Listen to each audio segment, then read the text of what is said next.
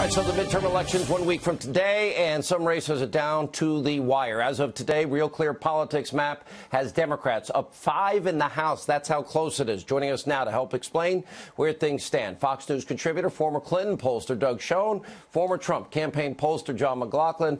Doug, you were on with me. It's funny. It's what the polls show. So you got, what, 32, what we say, toss-ups in the country. Right. You told me just a couple of days ago, he said Democrats +5. Yeah, I'm actually tonight, if the election were held today, I think you're right. I think the Democrats would get the House because Republicans have to sweep those 32 races. My hope is that the Trump voters understand the severity of Nancy Pelosi being Speaker and that would overcome that deficit. Yeah, and I think that's a hope, Sean, not the reality. I think the Democrats will win narrowly. I would say that I don't see the blue wave materializing that the Democrats hoped would show up, but there are enough vacancies, open seats, and frankly, Democratic 45 dollars. retirements, and you got the headwind of history. Right. But if they pick up seats in the Senate, that's the split decision that most people are calling tonight, 1 week out, John McLaughlin. But pundits are wrong. They were wrong in 2014, 2016, 2004, just a few examples off the top of my head. Right, they're wrong. They're wrong again. But you know what? Right now, I can't disagree with you or Doug right now because there are too many open seats, and the election really depends upon a turnout for the rest of this week and on Tuesday. Because the early voting states, you can see the Republicans are doing better than they're doing about like what they did in 16 in Florida, but not as well as they did in 14, because the Democrats in the anti-Trump vote are coming out a little bit better. So we really have to watch that. Plus, you can't let up on Election Day. Remember, everybody was saying a year ago when you had Virginia and Alabama, they were saying, gee, the Democrats won't come out. We'll get our vote out. It'll be usual turnout. No, instead of 2.2 million in Virginia, you had 2.6 million, and there was 11% more Democrats.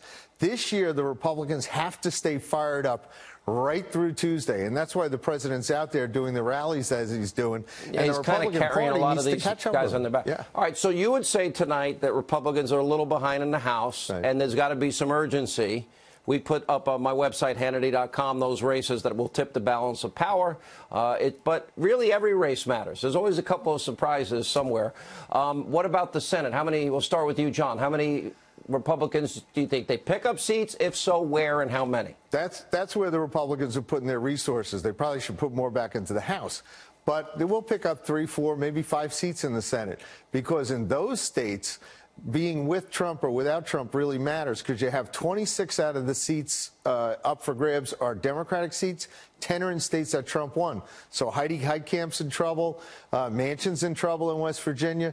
I think McCaskill's going to lose in Missouri. So you've got a trend where Democratic incumbents are in big trouble. Like you've been saying, in Indiana, if they vote for the Republican instead of the Libertarian, Donnelly's in trouble in Indiana. So the Donnelly's Republicans down do now. well. All right, so what do you see in the Senate? You believe the Republicans hold the Senate as a Democrat? Yeah, I do. Doug Schoen.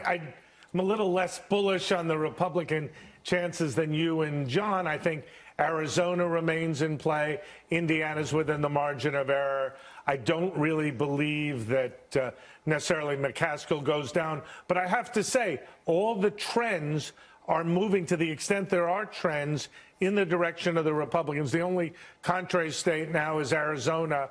Nevada remains within the margin of error, but moving marginally in the direction of the Republicans. Yeah, look, Florida to me is too close to call. I think we hold Tennessee. I do think Claire McCaskill loses. I think that Project Veritas tape has hurt her.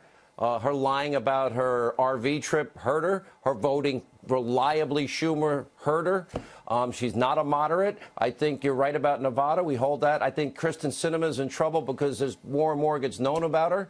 Heitkamp is going to leave. Testers, it's going to be a tight race in Montana.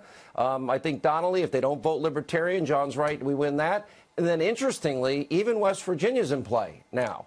Even New Jersey might be in play. Or yeah, I think the Democrats will hold New Jersey, hold Tester, and it won't be 3 or 4. I think it'll be a couple of seats. But clearly the Republicans are poised to hold the Senate as the Democrats win the House. All right, but John, you do say Republicans can come back. Yes. What is it going to take for them to make up that 5-seat say, deficit if we're all right, because we're all agreeing that a little behind tonight on the House. You said the magic word, stop Pelosi. 55% of Americans don't like her.